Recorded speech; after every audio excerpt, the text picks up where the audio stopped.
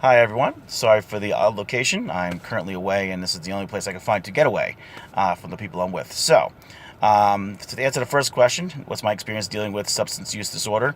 Um, this year specifically, had two students that have were caught with marijuana. So we got support for the students, got support for the families, and of course checking in with families and students regularly to make sure that things are going well and kind of hoping that they're on the right track.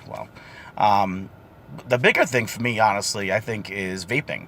Vaping's become a huge issue with our eighth graders this year, just like it has in the media. Our schools kind of reflected the media concerns, the Surgeon General's concerns. So, um, educating parents, making sure that we get the information out to them, educating our staff members, which we have done as well, so they can look out for certain things. Again, it's become a huge concern in our middle school, at least. As far as the Talks are concerned, I was blown away by the first TED Talk. Thought he did a great job of really kind of explaining things, and to be quite honest, I'm now looking at that issue in a different way.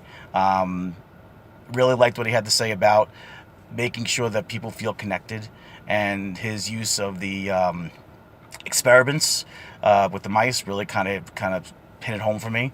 So again, just a really good TED Talk, and it really did change the way I think about things as far as drug addiction is concerned. Second TED Talk with Miss USA, thought that was also done really well. Um, Made me really think about things. I mean, for the most part, I knew kind of what she was saying already because I do have people that I've dealt with, students in the past, and friends, family, that kind of thing, that have dealt with substance addiction or use issues.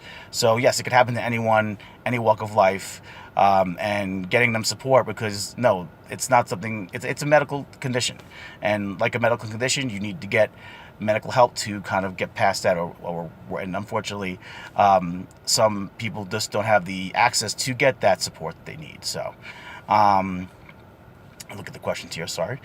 Let's see here. Okay, what are some of the best practices for sharing resources with students, parents, and school staff? Um, Presentations, getting parents to come in at night and actually hear a presentation. Feed them so they actually come in, because a lot of times when we try to do presentations, they don't come unless we give them food. So if that's possible, great. Emails home, website, Twitter. Our staff meetings, make sure there's staff trainings at the beginning of the school year. So this way we don't even start the school year every year without trainings on this. I guess that's it for that one.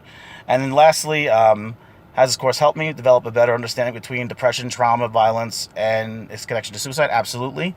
I feel that even before this class was started, I knew suicide was connected to all these things.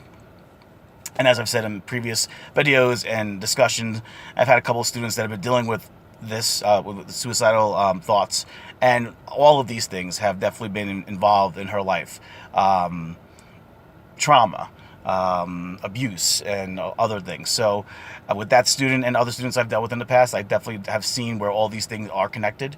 And I definitely have a better understanding of how to help them through this class, because it has kind of helped me think things through and really try to put the student in certain situations and try to figure out what's going to be the best way to help support that student, or students, depending on the situation. So I think that's it. So thank you very much, and have a good night.